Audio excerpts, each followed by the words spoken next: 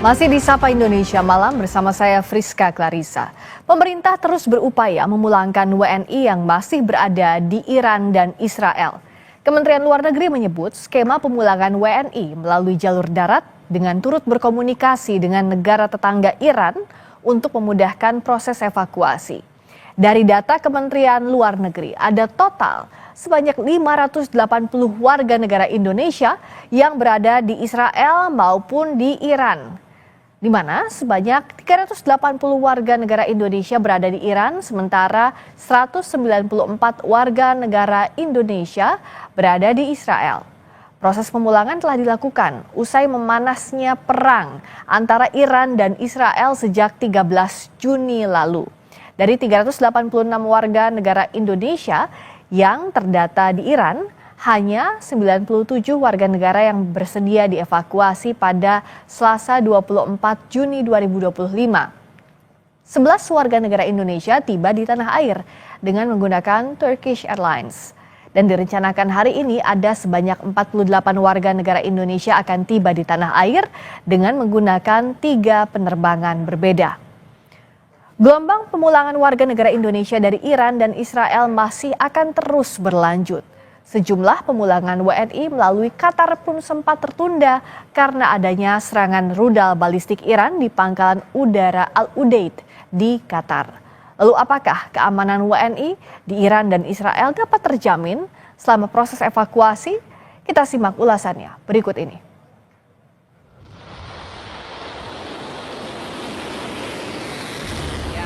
Katanya yang diserang kemarin pakai drone kan bandara di Kota Masyad, itu sekitar 10 menit dari tempat tinggal. Sultan Fatoni adalah salah satu WNI yang berhasil kembali ke tanah air pada pemulangan gelombang pertama. Bersama 10 orang lainnya, Fatoni telah mengikuti prosedur pemulangan sejak Kamis lalu. Selama 6 hari, Fatoni dan rombongan telah melintasi sejumlah perbatasan melalui jalur darat. Situasi di Iran yang kian memanas menjadi alasan Fatoni dan keluarga ikut dievakuasi oleh KBRI di Iran. Karena kami kan berangkatnya sejak dari Kamis ya. Pas Kamis itu memang beberapa kota masih kelihatan aman. Tapi setelah 2 hari setelah kami pergi dari Iran itu, beberapa kota mendapat serangan baru ya. Seperti katanya ada dari Amerika juga ikut itu ya. Karena pemerintah Iran sudah mengkondisikan bahwa ini negara dalam kondisi perang. Jadi beberapa akses dipersulit. Misalnya internet itu dinasionalisasi katanya ya. Jadi situs-situs luar itu tidak bisa dibuka. Hanya situs-situs atau aplikasi yang buatan dalam negeri aja yang bisa dibuka. Sementara itu, Dirjen Protokol dan Konsuler Kementerian Luar Negeri Andi Rahmianto menyatakan, pada pemulangan gelombang pertama, sebanyak 18 warga negara Indonesia masih menunggu keberangkatan. Penerbangan mereka menggunakan Qatar Airways sempat dialihkan melalui Jeddah Arab Saudi karena situasi yang tidak stabil di Doha, Qatar. Situasi yang terjadi di sana masih sangat fluid, masih sangat dinamis. Namun demikian kita, pemerintah, Kementerian Luar Negeri dengan kerjasama beberapa kementerian lain, kita sudah menyiapkan tim antar kementerian yang dalam 24 jam kita terus memantau perkembangan situasi keamanan khususnya di kawasan Teluk menyusul peristiwa serangan militer Israel terhadap Iran dan juga Amerika terhadap fasilitas nuklir. Evakuasi WNI diawali perjalanan darat dari Teheran, Iran ke Baku, Azerbaijan. 97 WNI diangkut menggunakan 4 bus, menempuh 16 jam perjalanan. Menlu menyebut pemerintah hanya menggunakan jalur darat karena hampir seluruh penerbangan di Teheran ditutup. Pada Selasa 24 Juni 2025, telah mendarat dengan selamat 11 warga negara Indonesia yang diterbangkan dari Baku, Azerbaijan menggunakan Turkish Airlines. Lalu pada Rabu 25 Juni 2025 akan ada sebanyak 48 warga negara Indonesia yang direncanakan tiba di tanah air. Kementerian Luar Negeri terus melanjutkan upaya evakuasi warga negara Indonesia yang terdampak konflik Iran-Israel. Dari seluruh warga negara Indonesia di Iran, masih ada sekitar 283 orang yang berpotensi akan dievakuasi. Meskipun tidak semua dari mereka akan ajukan permintaan evakuasi. Tim Liputan, Kompas TV. Untuk membahasnya, saat ini kita sudah bergabung dengan Rolian Syah Sumirat selaku juru bicara Kementerian Luar Negeri. Pak Roy, selamat malam. Selamat malam, Mbak Rizka. Selamat malam. Kalau untuk hari ini, pembagian jumlah WNI yang dievakuasi seperti apa, Pak Roy, yang akan tiba di Bandara Soekarno-Hatta? Ya, mungkin seperti juga yang sudah diperlihatkan di footage tadi malam sudah tiba 11 orang WNI yang mengikuti proses evakuasi. Itu merupakan gelombang pertama dari WNI yang kita terbangkan dari Baku pasca evakuasi dari Iran, dan hari ini ada beberapa penerbangan lain yang sudah dan juga masih dijadwalkan akan tiba.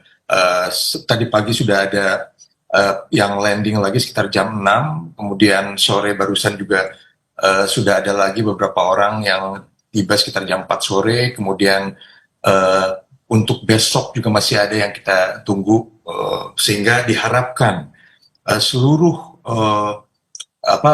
WNI yang mengikuti evakuasi sudah bisa berada di Indonesia by tomorrow evening, at the latest besok malam. Tapi ya, memang itu tergantung juga dari jadwal penerbangan dari pesawat-pesawat yang digunakan, karena memang sempat terganggu jadwal penerbangan di sekitar kawasan terkait dengan adanya serangan beberapa hari yang lalu, yang menyebabkan airlines itu juga mempertimbangkan kembali dan mereschedule jadwal penerbangannya. Namun yang pasti semua 97 WNI yang mengikuti proses evakuasi dari Iran ke Azerbaijan pada tanggal 20 dan 21 Juni lalu, semuanya statusnya sudah memiliki tiket kepulangan dan sekarang tinggal menunggu kepergian atau bahkan sudah ada di tempat transit menuju pulang ke Indonesia. Jadi untuk total jumlah warga negara Indonesia yang dievakuasi gradually atau bertahap sampai besok itu 96 WNI plus 1 WNA, masih sama jumlahnya atau ada perkembangan, Pak Roy? Masih sama. Karena bagaimanapun juga yang kita konsentrasi sekarang adalah mereka-mereka yang sudah secara voluntary, secara sukarela mengikuti proses evakuasi ini. Karena jangan lupa bahwa pada saat Bapak Menteri Luar Negeri mengumumkan dimulainya proses evakuasi yang ditandai dengan pengumuman pemerintah Indonesia yang menetapkan Iran sebagai daerah siaga 1 pada tanggal 19 Juni malam hari waktu Eropa, itu adalah titik poin, starting point dari resminya proses evakuasi diberlakukan. Namun beberapa hari sebelum itu KBRI Teheran juga sebetulnya sudah melakukan pertemuan dan juga kontak informal dengan seluruh masyarakat, sebisa mungkin ya dengan seluruh masyarakat, semoga tidak ada yang terlewat, dan meminta mereka untuk mempersiapkan kalau memang evakuasi harus dilakukan, sehingga ketika pada tanggal 19 diumumkan akan dilakukan evakuasi untuk pada tanggal 20 tersebut, terdaftar sekitar 116 seingat saya yang mendaftar untuk melakukan evakuasi, dan itu pun pada saat evakuasi dijalankan pada tanggal 20 pagi waktu Teheran, sekitar 19 orang memutuskan untuk tidak jadi ikut proses evakuasi. Dan saya tekankan lagi bahwa proses evakuasi pada dasarnya merupakan keputusan masing-masing individu secara sukarela, sehingga pemerintah tidak dapat dan tidak dalam posisi memaksakan WNI yang berada di luar negeri untuk turut serta dalam proses evakuasi yang dirancang oleh pemerintah. Jadi 97 orang ini yang memang voluntary secara sukarela mau dievakuasi oleh pemerintah Indonesia ya, Pak Roy. Kalau kita lihat kan sekarang perkembangannya, Iran Israel itu menyatakan gencatan senjata. Bagaimana pengaruhnya terhadap pemulangan WNI? Apakah artinya imbauan evakuasi saat ini tidak lagi disampaikan oleh Kemlu kepada warga negara Indonesia yang masih berada di Iran maupun di Israel? Begini, proses atau misalnya seluruh perancangan jalannya evakuasi itu ditentukan berdasarkan asesmen nasional kita dan juga tentunya melakukan komparasi dengan negara-negara lain yang warga negaranya ada di lokasi ataupun juga dengan badan internasional yang berwenang. Sehingga keputusan pemerintah Indonesia untuk memberlakukan status siaga 1, siaga 2, ataupun melakukan proses evakuasi itu semuanya dilakukan secara menyeluruh berdasarkan pertimbangan berbagai macam aspek. Jadi tidak hanya didasarkan pada aspek tidak adanya ceasefire atau gencatan senjata. Dalam hal ini tentu kita juga masih harus melihat perkembangan ke depan. Apabila memang suasana masih memburuk dan masih dibutuhkan proses evakuasi lebih lanjut, bukan hanya dari Iran, tapi dari beberapa negara di kawasan lainnya, tentu pemerintah akan merancang proses evakuasi berikutnya kalau memang diperlukan. Namun yang saya terima hari ini laporan dari KBRI Teheran adalah untuk pertama kalinya sejak 24 jam terakhir ini Teheran tidak mendapatkan serangan apapun. Tidak ada insiden serangan yang terjadi di Teheran dalam 24 jam terakhir. Dan ini semoga merupakan tanda yang baik setelah sekian lama sebelumnya kota Teheran selalu mendapatkan serangan dari berbagai sudut. Ya, alhamdulillah semoga ini jadi sinyal deeskalasi, tidak hanya sementara tapi juga memang bisa dilakukan betul-betul gencatan senjata ini ceasefire bukan terus semata. Nah, tapi Pak Roy, boleh tolong digambarkan sebenarnya untuk saat ini warga negara Indonesia yang masih berada di Iran maupun ada di Israel itu berapa dari data yang dihimpun? Begini, paling tidak sebetulnya yang tercatat secara resmi di KBRI Teheran ada sekitar 386 warga negara Indonesia yang ada di seluruh wilayah Iran. Itu tersebar paling tidak di sekitar 7 atau 8 kota utama. Namun seperti yang saya sampaikan tadi bahwa pada akhirnya yang mendaftar untuk melakukan evakuasi kemarin pada tanggal periode 19-20-21 itu adalah 93 warga negara Indonesia, ditambah ada 3 orang staf dari KBRI yang menyertai untuk mendampingi proses evakuasi, dan juga ada 1 orang WNA yang menikah dengan salah satu WNI yang melakukan evakuasi. Jadi memang masih ada sekitar 200 something yang berada di wilayah Iran. Dan kami juga terus melakukan kontak dengan para individu tersebut yang memutuskan untuk berada di wilayah Iran, sehingga tidak ada miskomunikasi atau tidak ada komunikasi yang terputus dengan mereka-mereka yang terus ada di lokasi. Bahkan karena saya sendiri berada di perbatasan pada saat dilakukan evakuasi, karena saya ditugaskan oleh Bapak Menteri Luar Negeri untuk berada di lokasi, saya berada di perbatasan Iran dengan Azerbaijan pada saat evakuasi. Saya menyaksikan betul dan saya langsung mendapatkan testimoni langsung dari teman-teman yang melakukan evakuasi dan juga keluarganya bahwa paling tidak sepanjang perjalanan evakuasi dari titik Iran ke perbatasan Iran Azerbaijan relatif perjalanan lancar dan tidak ada serangan, paling tidak pada saat itu. Nah, kemudian itu juga yang paling penting adalah mereka-mereka yang masih ada di lapangan, masih ada di wilayah Iran, kami tetap mencoba untuk membuka kontak untuk mengetahui status dari situasi keamanan mereka masing-masing di tempatnya masing-masing. Dan juga alhamdulillah banyak laporan yang masuk ke KBRI ataupun melalui para WNI yang sekarang sudah melakukan evakuasi bahwa relatif banyak laporan yang cukup encouraging bahwa di kota-kota tempat mereka tinggal relatif situasi sudah lebih kondusif. Demikian. Nah, Pak Ro, bisa digambarkan sebenarnya seperti apa SOP-nya atau standar operasional prosedurnya dari Kementerian Luar Negeri untuk menyikapi situasi di kawasan khususnya Timur Tengah yang memang rawan konflik dan juga dinamis sekali kondisinya beberapa waktu terakhir ini. Misalnya, kalau untuk siaga 1, bagaimana WNI harus bertindak baik itu yang akan dievakuasi maupun yang memilih untuk tinggal di tempat masing-masing? Sebetulnya berbagai perwakilan Indonesia di luar negeri ya, baik itu kedutaan besar ataupun konsulat jenderal Indonesia itu secara berkala selalu melakukan outreach, memberikan informasi kepada masyarakat Indonesia dimanapun, dan juga meminta agar masyarakat Indonesia secara berkala melakukan kontak, melapor diri, dan tidak hanya melakukan kontak ketika ada masalah. Sehingga hal ini akan membuat perwakilan Indonesia di luar negeri itu gampang, lebih mudah untuk melakukan mapping apabila harus memberikan bantuan atau menawarkan bantuan.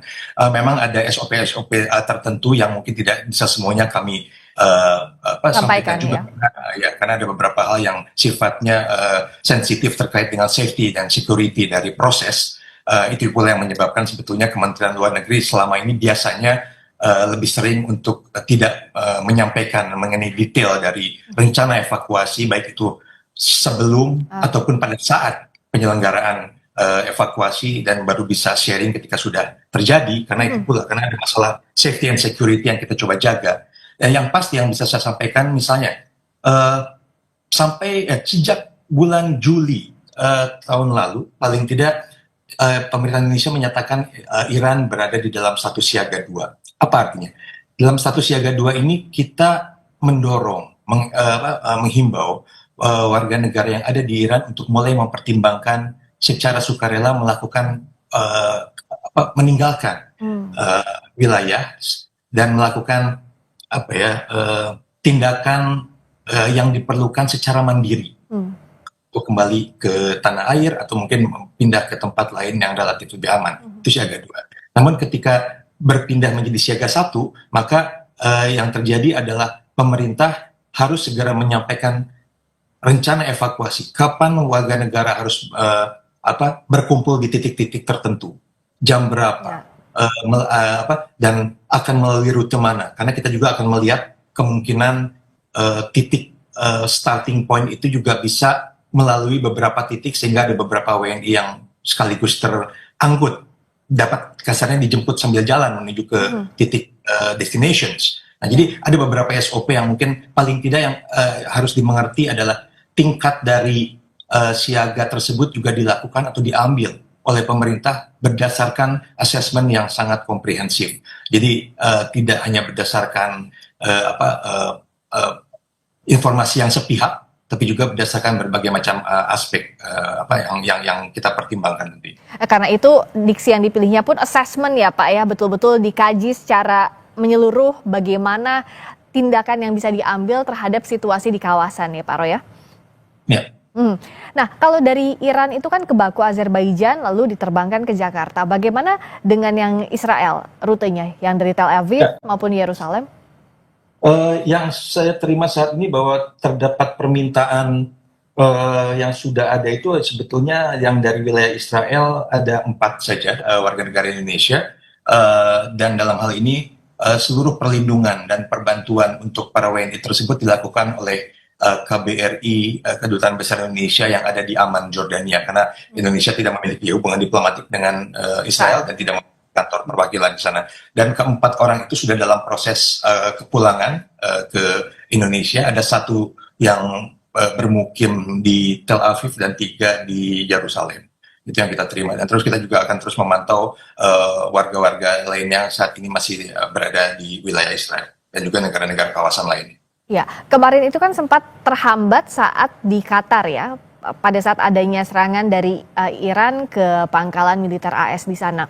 Nah, kalau sekarang apakah Qatar masih jadi salah satu rute untuk evakuasi atau lewat Turki yang relatif lebih stabil kondisinya? Sebetulnya begini ya, kita akan melakukan konsentrasi terhadap apa yang bisa kita kontrol.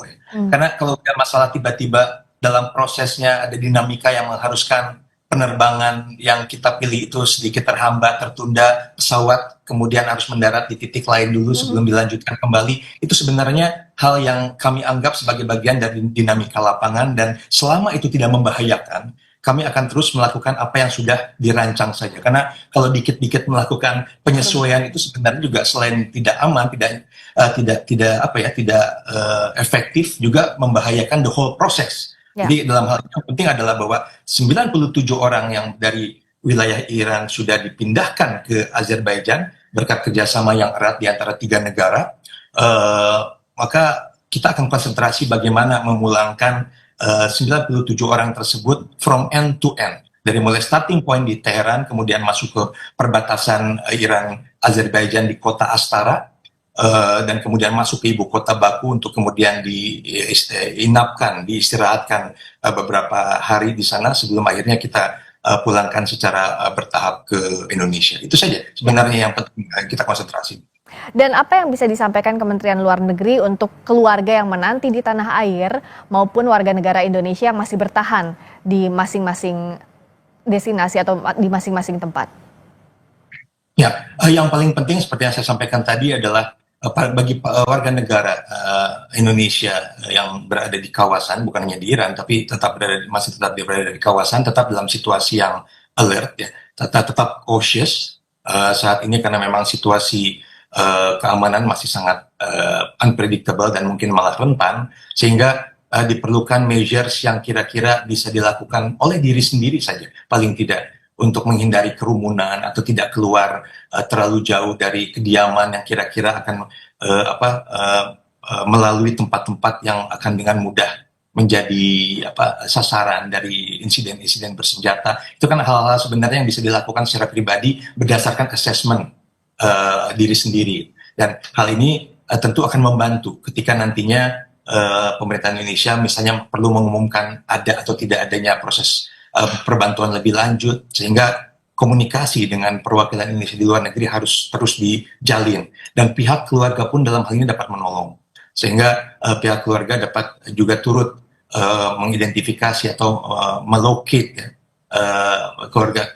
keluarganya ada di titik mana, dan juga dapat menghubungi hotline Kementerian Luar Negeri atau KBRI setempat sekiranya ada concern atau pertanyaan atau bahkan informasi yang bisa di-share yang dapat kita gunakan bersama untuk membantu memberikan perlindungan dan bantuan kepada warga negara Indonesia dimanapun itu.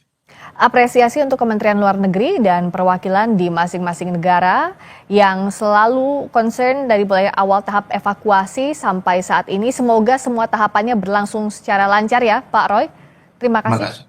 Terima kasih Pak Rolian Syah Sumirat selaku juru bicara Kementerian Luar Negeri telah bergabung di Sapa Indonesia Malam. Selamat malam. Berikutnya saudara, kami akan hadirkan sorotan lainnya masih seputar